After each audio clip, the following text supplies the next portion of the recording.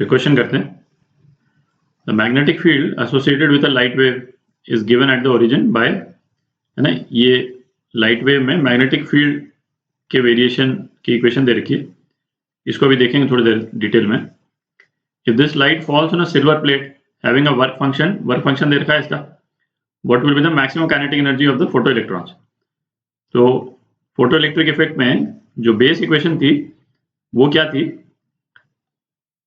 H new, है ना, इस न्यू फ्रीक्वेंसी की लाइट यदि फॉल कर रही है सरफेस पे तो ये होता था work function plus kinetic energy maximum, plus kinetic energy नहीं, काइनेटिक एनर्जी मैक्सिमम।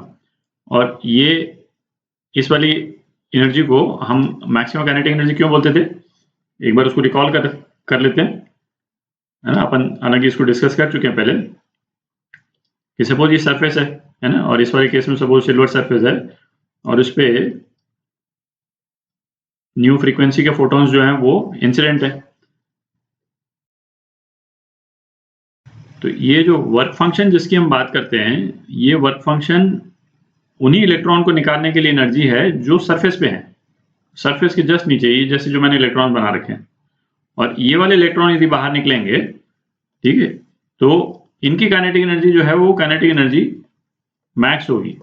क्यों? क्योंकि इनको निकालने के लिए जो एनर्जी लगी वो केवल वर्क फंक्शन के बराबर लगी। किसी भी मेटल सरफेस में से सारे इलेक्ट्रॉन्स को निकालने के लिए वर्क फंक्शन की एनर्जी नहीं लगेगी, है ना, ये मिनिमम एनर्जी है। कोई इलेक्ट्रॉन यदि नीचे है, अंदर है, तो पहले तो इस इलेक्ट्रॉन को यहां से यहां तक पहुंचाना है, ठीक है, इतना पोर्शन, इसमें भी एनर्जी लगेगी, और उसके बाद फिर वर्क फंक्शन की भी एनर्जी लगेगी। तो ये इलेक्ट्रॉन यदि बाहर निकलेगा इस फोटोन के कारण, तो काइनेटिक एनर्जी मैक्स के साथ नहीं निकलेगा, इसके साथ, इससे थोड़ी सी कम एनर्जी के साथ निकलेगा, ठीक है। ये अपन डिस्कस कर चुके हैं, है ना, ये क्वेश्चन चुकी है, तो एक बार उसको देख लिया अपन ने। अच्छा, वर्क फंक्शन कितना दे रखा है अपने को, 4.7 इलेक्ट्रॉन वोल्ट। अब ये जो मैग्नेटिक फील्ड का जो इक्वेशन दे रखा है उसको देखते हैं, तो इसको आप ध्यान से देखें, है ना, यहीं पे देख लेते हैं, दोबारा लिखने की जरूरत नहीं है। तो इसको यदि अपन देखें तो ये रिलेशन कुछ इस फॉर्म में है, B not sine omega 1t plus B not sine omega 2t, दिख रहा है ना, इस तरह का रिलेशन है।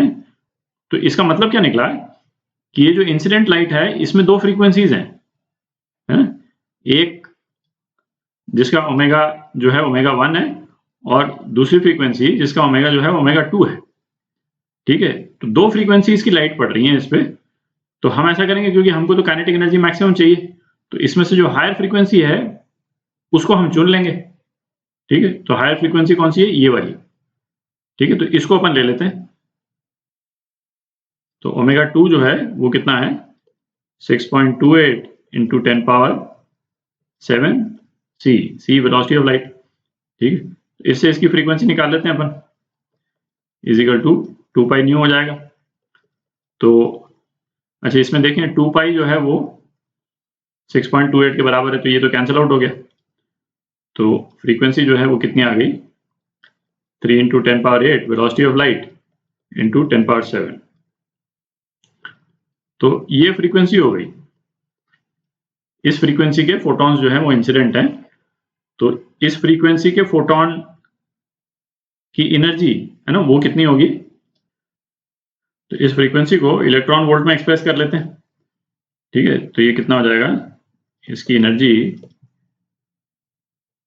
H new by charge of electron, तो ये हो जाएगा 3 into 10 power 15 into 6.63 into 10 power minus 34 upon charge of electron. तो ये कितना हो गया, ये हो गया 1.6 इंटू 10 पावर माइनस 19, तो ये आ जाता है 12.43 इलेक्ट्रॉन वोल्ट, ठीक। तो काइनेटिक एनर्जी मैक्स कितनी हो गई, काइनेटिक एनर्जी मैक्स ये हो गई 12.43 माइनस वर्क फंक्शन 4.7, तो ये 7.7 इलेक्ट्रॉन वोल्ट आ जाता है, ठीक। तो ये आपका आंसर, ए पार्ट।